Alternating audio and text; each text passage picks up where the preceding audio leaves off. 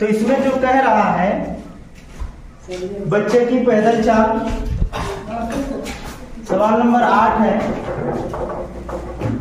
मान लेंगे कि माना बच्चे की पैदल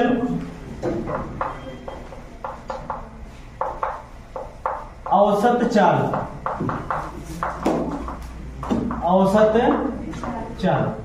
बराबर कितना, x किमी प्रति घंटा, और तथा साइकिल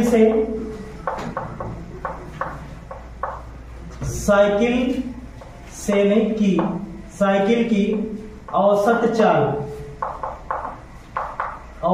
चाल बराबर y किमी प्रति घंटा। अब सवाल में कह रहा है कि यदि बच्चा पैदल चलता है तो वो कितनी देर में पहुंचता है, 6 घंटे। पैदल चलता है तो 6 घंटे में, किंतु वह साइकिल से उसी दूरी को 2 घंटे में तय करता है। तो यहां लिखेंगे बच्चे द्वारा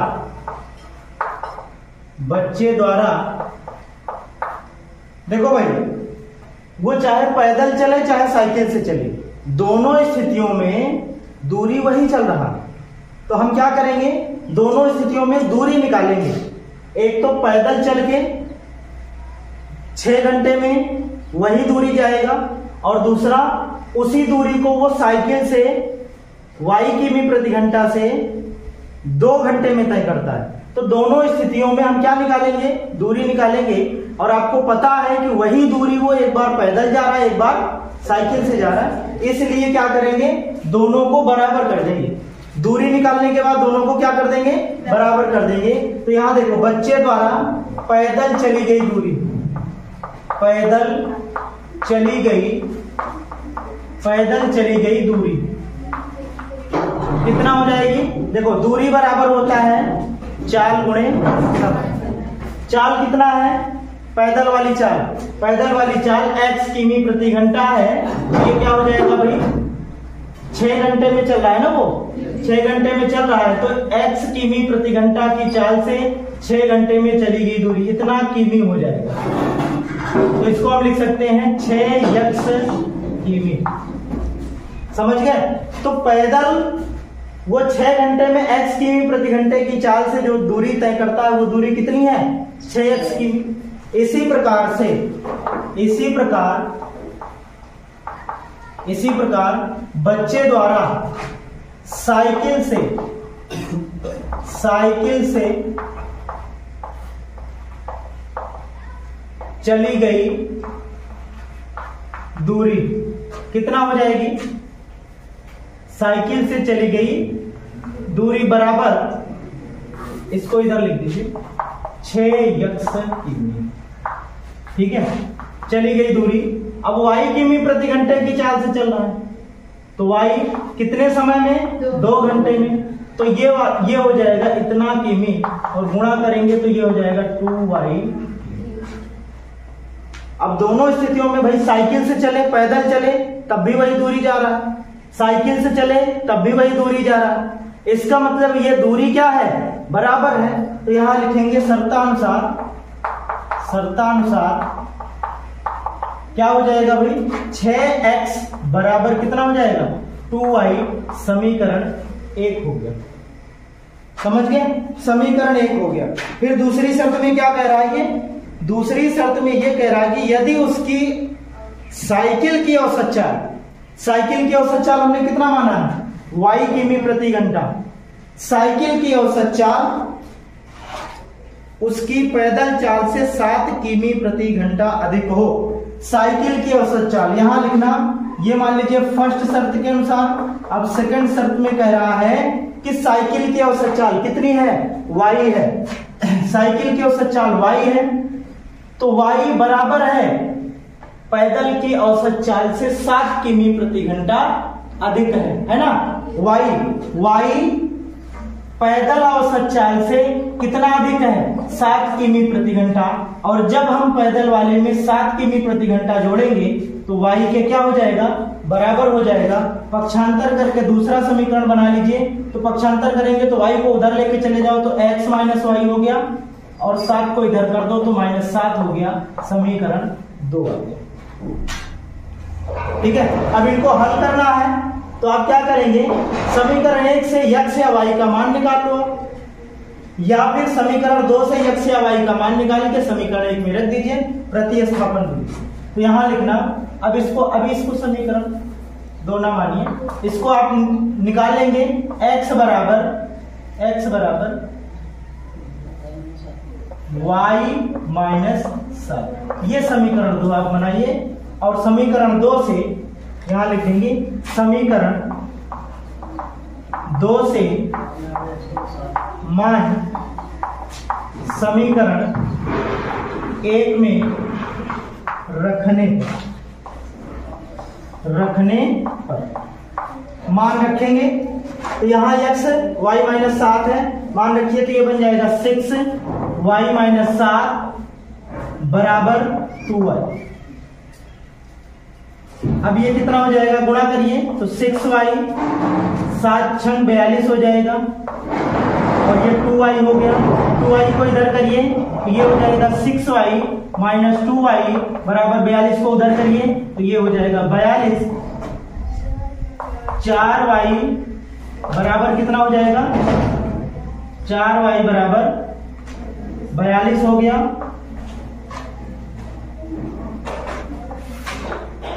और y का मान कितना है, 42/4 किमी प्रति घंटा। समझे? अब y का मान आप इसमें रख देंगे, x का मान आ जाएगा। बात समझ में आई कि नहीं? सीधा सीधा आपको क्या करना है, सीधा सीधा पहली शर्त में बोला है कि वही दूरी वो एक बार पैदल तय करता है, एक बार साइकिल से तय करता है। जब पैदल तय करता है तो उसको 6 घंटे लगते हैं, जब साइकिल से तय करता है तो उसको 2 घंटे लगते हैं। समझ रहे हो? और दोनों स्थितियों में वही दूरी तय कर रहा है। जब वही दूरी तय कर रहा है तो हम चाल दोनों की अलग अलग मान लेंगे, पैदल की x और साइकिल की y। और इस चाल से 6 घंटे में चली गई दूरी 6x, और y चाल से 2 घंटे में चली गई दूरी 2y, और दोनों दूरी बराबर है क्योंकि बच्चा वही दूरी एक बार पैदल एक बार साइकिल से चल रहा है, दूरी वही है। तो शर्त के अनुसार दोनों को हम बराबर कर देंगे। और उसी प्रकार से दूसरी शर्त में बोला है कि जो साइकिल से औसत चाल है वो पैदल औसत चाल का 7 किमी प्रति घंटा अधिक है। तो हम पैदल वाले में 7 किमी प्रति घंटा जोड़ेंगे तो साइकिल के बराबर हो जाएगा। पक्षांतर करके समीकरण बनाया और यहां से समीकरण का मान इसमें रखा, हल किया, आपका मान आया, उसको काट देंगे 21/2 आएगा। ठीक है। और y का मान, जब आप y का मान कहां रखेंगे, y का मान आप रखेंगे समीकरण 2 में रख दीजिए। y का मान समीकरण 2 में रखने तो ये कितना हो जाएगा, समीकरण 2 कितना है, x बराबर y की जगह क्या रख दो भाई, y की जगह आप रख दो, इसको काट के रख देना, आप 21/2 रख दो। ठीक है। और -7, 7 दूनी 14, तो ये हो जाएगा 21 - 14/2। तो ये कितना हो जाएगा, 7/2 किमी प्रति घंटा। ये दोनों आपके आंसर है। साइकिल की चाल कितनी है, 7/2 किमी प्रति घंटा, और साइकिल की चाल ये है, साइकिल की चाल 21/2 किमी प्रति घंटा, और पैदल वाली चाल 7/2 किमी प्रति घंटा। बस यही आंसर है, नोट कर लीजिए इसको।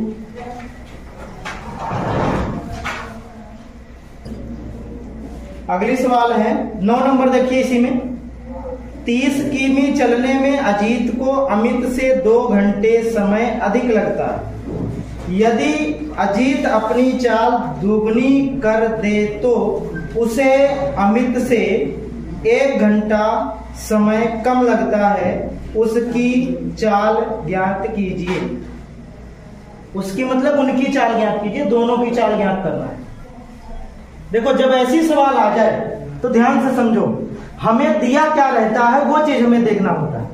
जैसे इसमें दिया है कि अजीत को अमित से पहले में 2 घंटा समय ज्यादा लग रहा है। समय का अंतर दिया है कि नहीं दिया है? एक ज्यादा समय ले रहा है, एक कम समय ले रहा है, समय का अंतर दे रहा है। अगर समय का अंतर दे दिया तो ऐसे सवालों में यही पकड़ा करिए आप कि हमें दिया क्या है, समय का अंतर दिया है, तो दोनों का हम क्या निकालेंगे, समय निकालेंगे। तो दोनों कितनी दूरी चल रहे हैं ये तो आपको बता दिया है, तो दूरी दोनों चल रहे हैं। 9 नंबर सवाल है, ध्यान से देखो। कुल दूरी 30 किमी है भाई। कुल दूरी कितनी है? कुल दूरी 30 किमी है। कुल दूरी 30 किमी है। अब अजीत की चाल अगर हम मान लें, माना अजीत की चाल, दोनों की चाल निकालना है तो वही हम मान लेते हैं। अजीत की चाल बराबर x किमी प्रति घंटा। उसके बाद अमित है तो अमित की चाल तथा अमित की चाल बराबर कितना हो जाएगा, y किमी प्रति घंटा। अब आप ध्यान से देखना, समय में दोनों के समय में अंतर दिया है। किसमें अंतर दिया है? समय में। तो अभी हमें समय मिला क्या? नहीं मिला। अब हम समय निकालेंगे तो हम सबसे पहले लिखेंगे तब 30 किमी चलने में अजीत द्वारा लिया गया समय, अजीत द्वारा लिया गया समय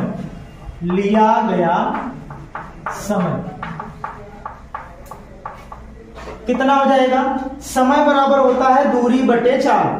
तो दूरी कितना है भैया? 30 किमी है। और चाल कितना है अजीत की? x किमी है। अब ये समय हो गया, घंटे में चाल है तो यहां पे आवर लिख देंगे। ठीक है। अजीत जो समय ले रहा है 30 किमी चलने में, वो कितना ले रहा है? 30 बटे x घंटे। अब आगे निकालेंगे अमित की, तथा 30 किमी चलने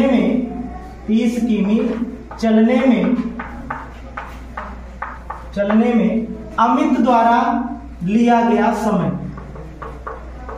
अमित द्वारा लिया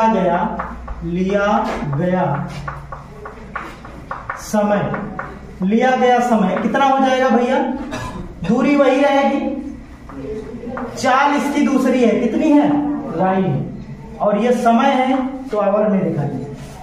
अब पहली शर्त में जो बोला है उस शर्त को आप ध्यान से पढ़ लो। पहली शर्त में जो बोला है उसको ध्यान से देखें तो बोला है कि अजीत को अमित से 2 घंटे अधिक लगते हैं। ध्यान से देखो, अजीत, ये अजीत है, उसका ये समय है। अजीत को अमित से 2 घंटे ज्यादा लग रहे हैं। इसका मतलब ज्यादा समय किसका है? ये वाला समय ज्यादा है, अजीत वाला समय ज्यादा है। कितना ज्यादा है? अमित से 2 घंटे ज्यादा है। ये ज्यादा है तो ज्यादा में से कम हमेशा घटाया जाता है अंतर की स्थिति में। जब कभी अंतर बोलेगा तो वहां ज्यादा में से कम ऐसे समझ लिया करो कि ज्यादा कौन है भाई?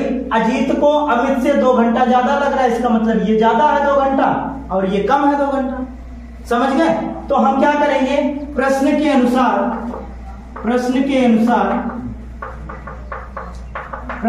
हम कर देंगे 30 बटे में x माइनस 30 बटे में y बराबर 2 घंटा।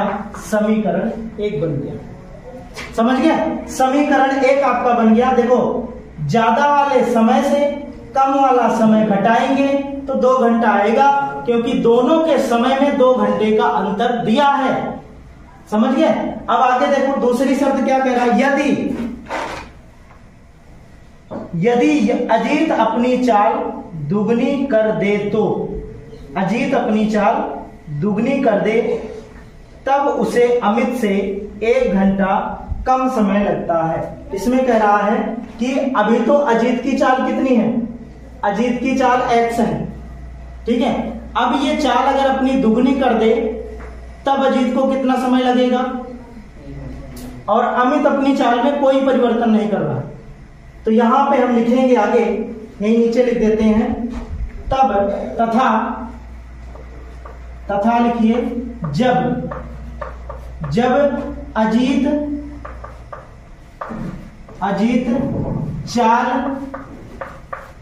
चाल दोगुनी कर दे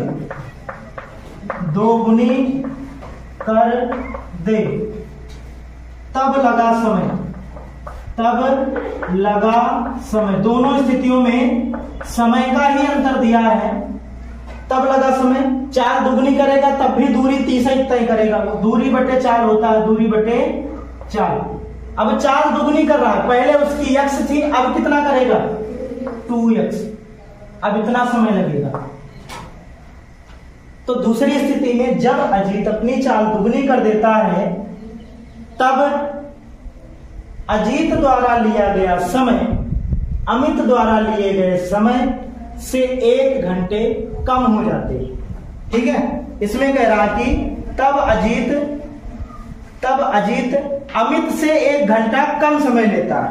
अब ये जो समय है, ये वाला जो समय है वो अमित से 1 घंटा कम है। अब ये कम है, ये ज्यादा है, तो क्या करेंगे, ज्यादा में से कम घटाएंगे। तो यहां लिख देना प्रश्नानुसार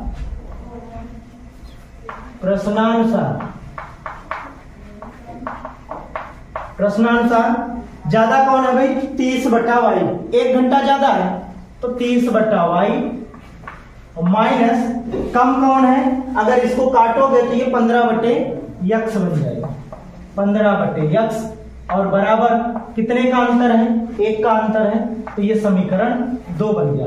बड़े अच्छे सवाल चल रहे हैं, इनको पकड़ने के लिए बस यही मतलब है कि आप ये जान लो कि आपको दिया क्या है। दोनों स्थितियों में समय का अंतर दिया था, हमने दोनों स्थितियों में समय निकाल करके उनका अंतर किया है और कुछ नहीं किया है। बस आप समय कैसे निकालोगे ये जानना बहुत जरूरी है। अब समीकरण 1 और समीकरण 2 को आराम से हल कर लो। देखो दोनों समीकरणों में y देखो समान है, y समान है ना, ये 30/y है, ये भी 30/y है, वो पॉजिटिव है, ये क्या है नेगेटिव है। तो जब चिन्ह अलग अलग हो तो विलोपन विधि में क्या किया जाता है, जोड़ा जाता है। क्या किया जाता है, जोड़ा जाता है। तो यहां लिख देना समीकरण 1 में समीकरण 2 को जोड़ने पर, equation first plus equation second, जब जोड़ोगे, जोड़ देते हैं तो ये है 30/x माइनस 30/y बराबर 2।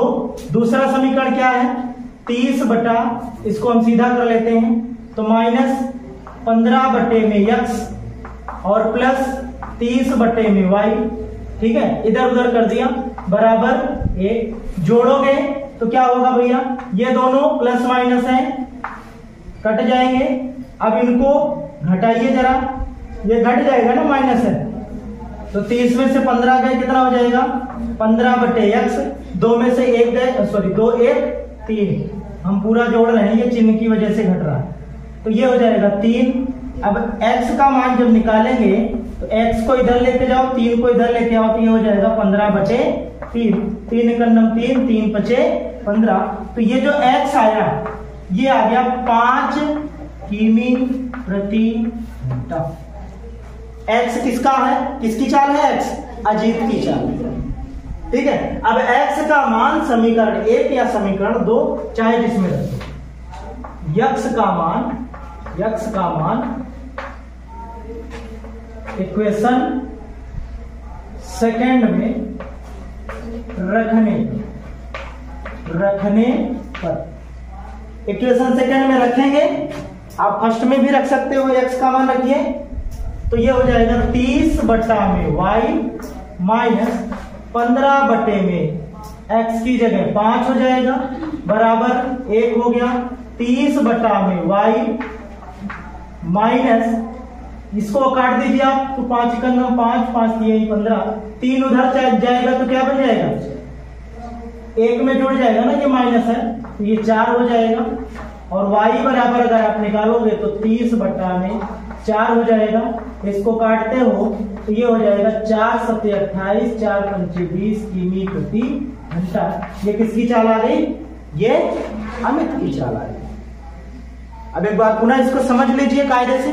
देखो सवाल में दिया था कि कुल दूरी 30 किमी है। सवाल में ये बताया कि 30 किमी चलने में अजीत अमित से 2 घंटे अधिक समय लेता है। ठीक है, अजीत अमित से 2 घंटे अधिक समय लेता है। और बाद में ये बोल दिया कि यदि अजीत अपनी चाल को दोगुनी कर दे तो अमित से 1 घंटा कम समय लगता है। तो आप अजीत और अमित की चाल बताओ। तो हमें समय का अंतर दोनों स्थितियों में दिया था, तो दोनों स्थितियों में हमने समय निकाल लिया। समय कब निकलेगा, जब आपको दूरी और चाल पता रहेगी। दूरी और चाल, तो दूरी तो पता है 30 किमी, चाल दोनों की अलग अलग हम मान लेंगे। तो अजीत की चाल हमने मान लिया x, अमित की चाल हमने मान लिया y। ठीक है, अजीत की चाल x और अमित की चाल y मान लिया। अब 30 किमी चलने में पहले अजीत कितना समय लेता है, तो 4 बटे में दूरी बटे में 4 हो जाएगा। दूरी कितना है 30 किमी, चाल अजीत की कितना है x किमी, तो इतना घंटा लेगा। उसके बाद उसी दूरी को 30 किमी दूरी को चलने में अमित कितना समय ले रहा है, तो दूरी तो वही रहेगी, चाल अमित की दूसरी कुछ है तो कुछ दूसरा समय लेगा, 2 घंटे कम ले रहा है। अब सवाल में जो बोला था कि जो अजीत की चाल है, अजीत का जो समय लग रहा है वो 2 घंटे ज्यादा लग रहा है और अमित का जो समय लग रहा है वो 2 घंटे कम लग रहा है। तो ये वाला ज्यादा है तो इसमें से इसको घटाएंगे तो 2 आना चाहिए। 2 ही घंटे ज्यादा है, ज्यादा बहुत ज्यादा नहीं। तो 2 घंटे जब ज्यादा है तो हमने प्रश्नानुसार घटा दिया तो 2 आया, एक समीकरण बन गया। और दूसरा, जब अजीत अपनी चाल दोगुनी कर देगा तो निश्चित सी बात है कि चाल बढ़ाने पे समय घटेगा। तो जब चाल दुगनी कर देगा तब उसको 15/x समय लगेगा। और वो अमित का समय कितना है, अमित का समय 30/y है।